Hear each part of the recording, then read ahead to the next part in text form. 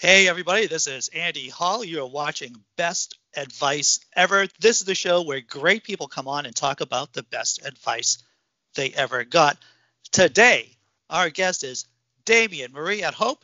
He is, and I'm going to try to get this all in one take, an axiological atheist, anti-theist, anti-religionist, secularist, humanist, rationalist, writer, artist, poet, philosopher, advocate, activist with a schooling in psychology and sociology, as well as an autodidact in science, archaeology, anthropology, and philosophy. Damien promotes science, realism, axiology, liberty, justice, ethics, anarchism, socialism, progressivism, liberalism, philosophy, psychology, archaeology, and anthropology, advocating for sexual, gender, child, secular, LGBTQIA+, race, class rights, and equality. That sounds great. That sums me up. That's one person said to me, "Why is there so much?" And I go like, "Well, that's pretty much sums me up. I'm a lot.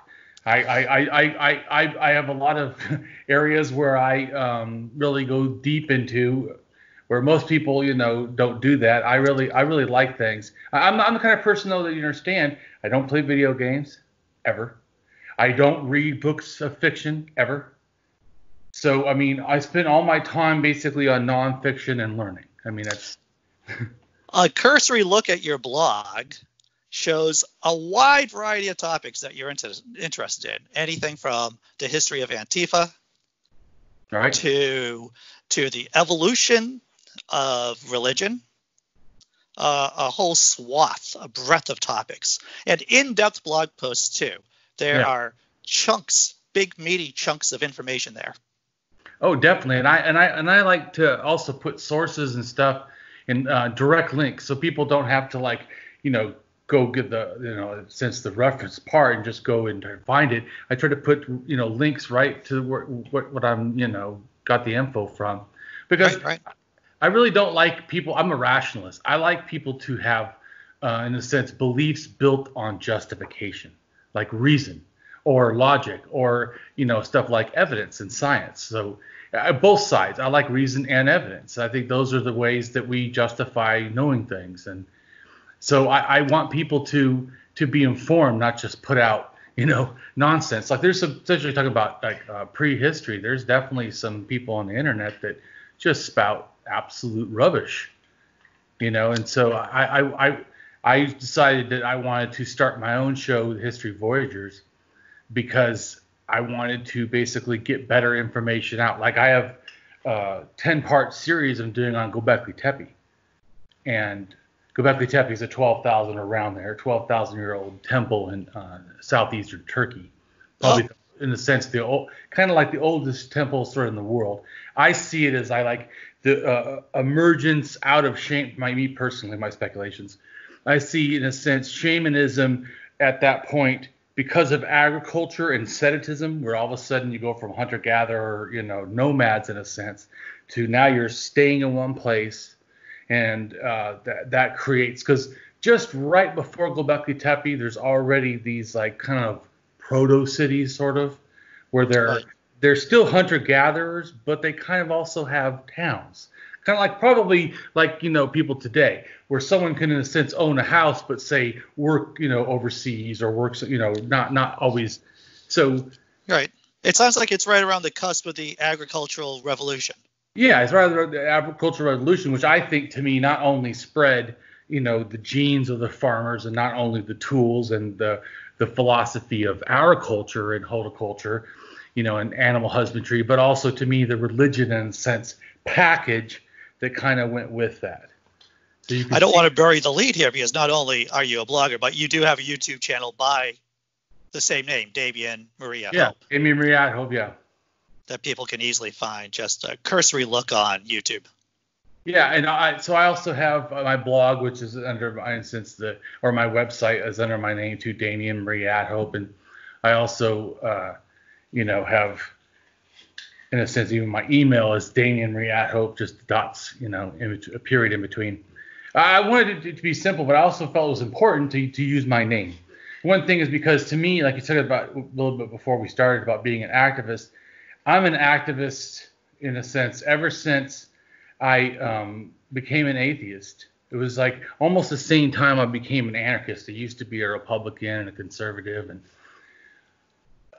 I started realizing that, especially when I became an atheist, it really became present to me. So no one's going to save us, right? And Yeah.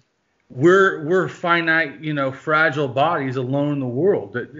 Our best, efforts are not solitary in a sense. They're unitive. They're, working with people. So I realized that has to be the mode for, survival and human flourishing. And so that, good. No, I feel the same way. When I became an atheist activist, I felt the burden of now, the burden of really having to be out there and giving comfort and spreading information and in my case, at least, laughter. Yeah, I would say that's the one thing I probably don't do that well, although I do try to joke around. But I think I'm kind of a serious person. And so, it's fine. It's just like what I do for fun would be to some people boring. I like to watch, stuff on archaeology and in history and stuff on philosophy. Not because in a sense, I'm not like nerdish. It's just that I like scholarly stuff. I like deep thinking. I'm a thinker. And so I like to really like morality. I remember that's where, like in college, that was a real big deal to me. Because I had been a Christian, so I thought that, a certain kind of morality. Then they get to the class, and for my one class I did in school for ethics, which to me was a joke because it actually focused more about just don't get caught, sort of. I was like, is that because she said, don't be filmed and stuff because then you can be held accountable, or whatever, taken to court. And I was like, shouldn't you just do the right thing so if you got filmed, it wouldn't matter? I mean, am I missing something? That was a very, I have found that because, I've taken a couple of philosophy classes when I was an undergraduate too, that it's difficult to get through any one of those classes without coming up with one story like that or some kind of weird situation, because people just start talking about what they really think. And once people start talking about what they really think, a lot of craziness can happen. Oh, I agree. And that's why, to me, I realized that, like some atheists will say in the atheist community, which I think they're wrong philosophically and just in general, when they say that they don't have any beliefs, say, I don't have any beliefs, which to me is a belief that you don't have beliefs. Yeah. And what I realize that animals have beliefs. I mean, they think that you're going to do something when you open a can of food or something. So I don't think the beliefs is the problem. It's a natural, automatic thing. It's acceptance. What I started realizing is this: the quality of the belief. It's the justification for the belief. It's the, what that belief produces. Right, because not all beliefs are the same. They're not weighted equally. Not. Oh, absolutely not. And so some beliefs too, it's kind of trivially if we believe them or don't believe them. It has in a sense no or little to no, impact if we, like if I said I have a cat, I have two cats. You believing that for the rest of your life, absolutely. If I did or did not, would make no difference at all. Right. so like you said, I mean, it's the richness of understanding what's before us that some things, like kind of like what Carl, Sagan said about that when you have your propositions or your claims are extraordinary, you need to have some extraordinary evidence to, in a sense, support why that is, something we should be taking as a possibility even. Definitely. So what I did is I made, in a sense, for myself, like a standard, a methodology. So it's like people say I do critical thinking, but I wanted something more concrete both for myself and for people that really don't get into philosophy, something easier. So to me, I call it belief etiquette. We should have reasoned belief acquisitions. It means whatever we let come in, we're acquiring the beliefs, we should try to make them reasoned. Rethink on everything that comes in, like a filter. But we suck. I realize this. I learned psychology. Believe me, we are prone to biases and prone to emotionalism. In fact, to me, a lot of people don't realize, like I was talking to my one philosopher friend about phenomenology. I don't mean it in a magical, mystical way or anything, but phenomenology is basically how we experience the world emotionally almost. So like when you look at a picture of, let's say, a meadow, or it's even could have a window frame to it, the picture. It makes us feel like we're actually seeing outside.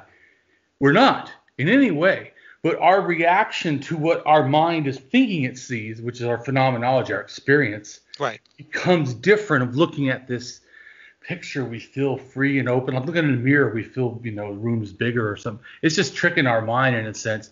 But I know that's because our mind is really easy to trick. Oh, it is. It is. As Michael Shermer said, we have bad brains. Yeah. So to me, it's understand that it's important.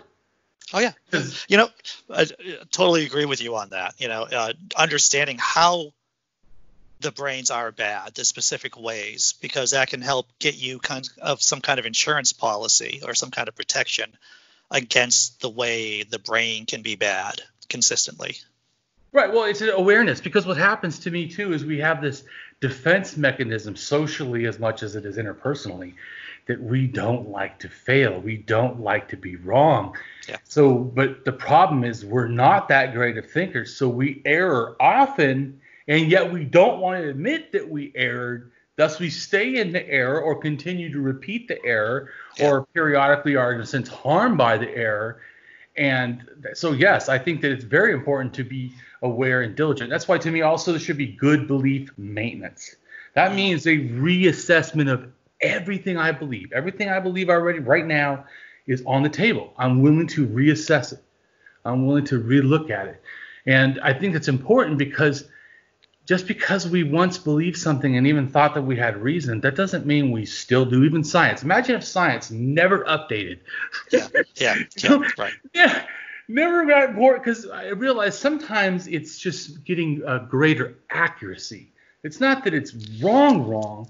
It's as we talk about this, there's a lot of advice embedded in what you're talking about right now. I think this is a good place to kind of shift gears to talk about the best advice you ever heard. I would say probably I'd say is my wife telling me to pay attention to people talking into details. I'm a big picture thinker. My mind goes really fast, and I read people as much as probably I almost talk to them. I'm like analyzing them. That's why I was doing good at psychology, because analyzing people is pretty natural to me. In fact, when I was a religious person, I actually thought I had some special, what do you call that? Median or something or whatever. Sure.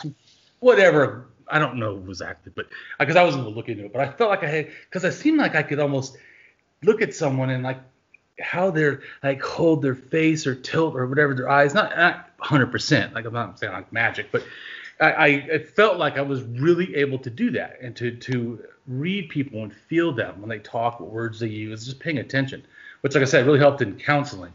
Oh, yeah.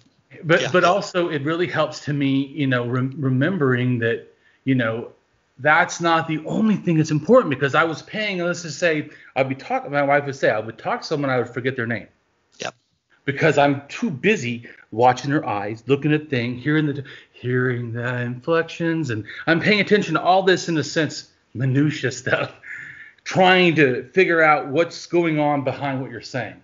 Because a lot of times when you're offered things, lies, or not lies, but it could be half-truths, mistruths, confusions, or whatever. People offer things.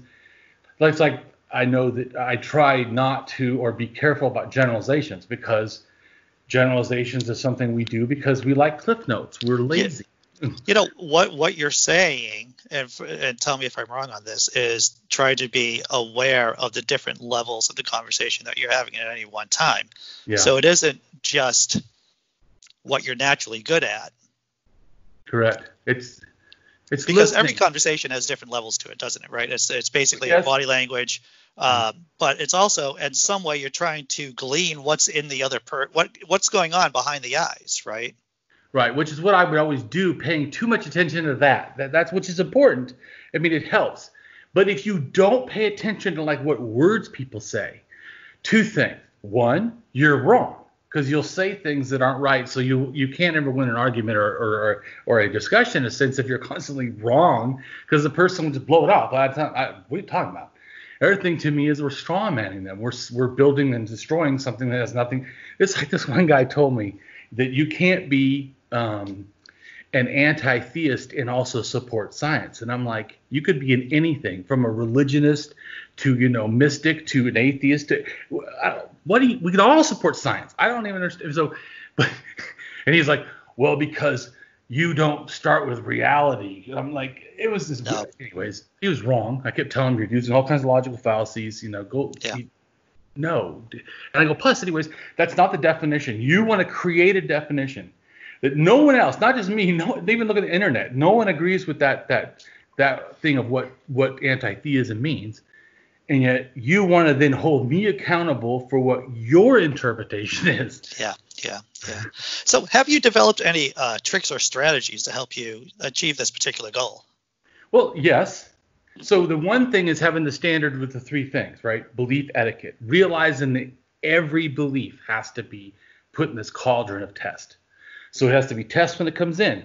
Then I'm going to fail. I'm going to believe things I shouldn't have. Could be from bad evidence, could be just misunderstanding or whatever. So then I need to check in on my beliefs, belief maintenance. I recheck. I'm open to when I'm challenged. Yeah, maybe I should recheck. What do I have? Why am I believing this? Then the other thing is, to me, honest belief relinquishment. It's one of the hardest things when you realize, it may not be totally accurate what I thought. So now I need to let that go or update how, in the sense, I talk about it or whatever. And so just like recently I started emphasizing more of the word speculation when I talk about the archaeology stuff.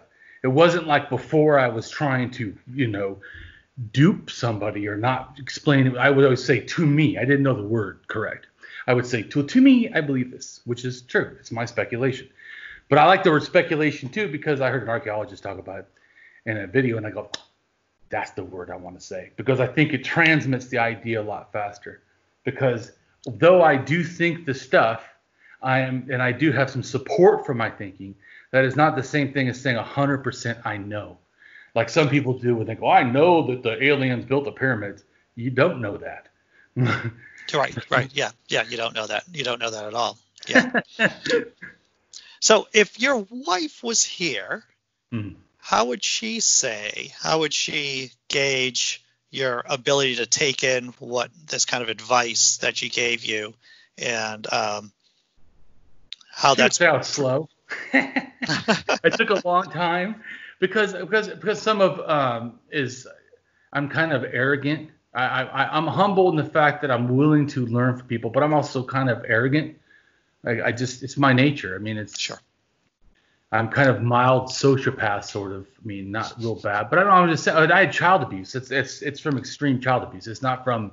It was probably some genetic too. My family is a little bit out there, but I had extreme. I had my tailbone broken by my dad hitting me with a 2x4. Oh, jeez. So because religion, spare the rod, spoil the child. Oh yeah. He was doing me a favor supposedly. I got a fair amount of the belt back in the day. But yeah, I'm totally against that. I think that if you result to hitting as an option, then you need to go learn more because that's not really an option. I think it's weird too how if we hit our spouse that's abuse, but hit our child and it's punishment. Like what? No. There's this real toxic idea, and it's embedded in our language too. Is that when I refer to my child, I refer to them as my child, and they're not my child, right. Damien. That's correct. I do not own them like a can of Coke. I do not own them. Right. I am someone responsible for their rights up to a certain point. I'm like a regent in some way, right? Yes. But yeah, I find that really even when we were talking earlier, and I refer to my child as my child, there's part of me that just grates in the back of my head. And I don't know what the solution is to that. I don't know what the solution is. Well, to me, I see it as like two pyramids, right? They're on their side. When a child starts, they have none and the parent has all. But as they get older, in a sense, the parents is getting less and the child is getting more. It becomes the opposite until they get full rights and the parents goes back down to zero, like when the kid, in a sense, started. So almost no. But I think that it's a good point, though. Just like to me, one of the things people always go, what do you hope to the most? Well, the biggest hope I have really is that humanism is flourishing. Yeah. not just atheism, because atheism to me just says that we're not using fantasy as our, starting point, in a sense, for me. But humanism is saying we're gonna do something about what's going on. Because I could see it and just not care, or see it, feel like I'm not having a responsibility. I don't feel that. I feel the opposite. I feel like my entire life is a responsibility. I see the person as political. That everything I do, in a sense, it has, in a sense, political, because it's about freedom and rights, like you were talking about, right, for the children. And I don't understand why people that are religious they want religious freedom only, though, for themselves. They do not want that for their child. Oh, totally. Yeah. And I think it's weird how we somehow give religious freedom when you're 18, like or whatever. Once you, in a sense, leave your home, you're allowed to have this self-freedom, because the rest of the whole time of your life is in America, that would be kind of not the case. Whatever your parents believe, you must believe, in a sense, or in a sense, semi-obligated to believe. Yeah. Well, we're not going to solve all the world's problems today, but I think we explored a bunch of really good issues about being in the moment, trying to understand people, and good advice overall, over a variety of different topics too, man. I really appreciated this talk. Thank you.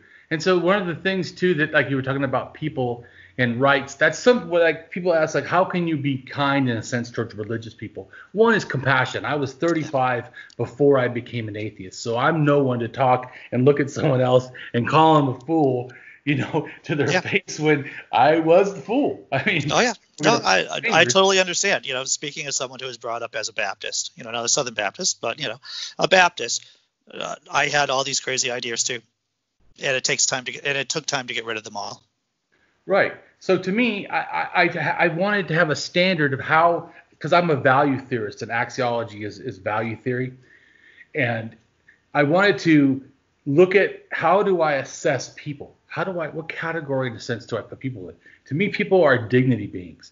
In a sense, when we say you have rights, we are acknowledging you have a dignity that we, in a sense, have an obligation to kind of preserve. Because when you, in a sense, violate people, you violate their dignity, their sense of self, their sense of safety, their sense of comfort, their sense of, ownership of themselves. And so to me, that's one of the things that I really think is important as an anarchist, and just in general, is the self-ownership. I believe that this amazing thing that people own themselves, not governments, not anything. We are our own. I don't think that removes us, just like atheism, realizing that no, God didn't somehow remove morality, actually added morality. It informs morality in a lot of ways. Exactly. It informs it. So, dude, where can people find you online? Let's go over that one more time about your YouTube channel. Let's plug your YouTube channel, your blog, and everything. My YouTube channel is Damien AtHope, I believe. And my website is Damien Marie AtHope, and my blog is Damien Marie AtHope, and then /blog. But you can go to my website, the blog button's there. And fantastic. I also have my new show called The History Voyagers. And there's a whole bunch of stuff that we're going to do. So that sounds pretty exciting. Yeah, it is. Thanks. Well, dude, thanks for coming on Best Advice Ever. This was a really good conversation. Right on. I appreciate it.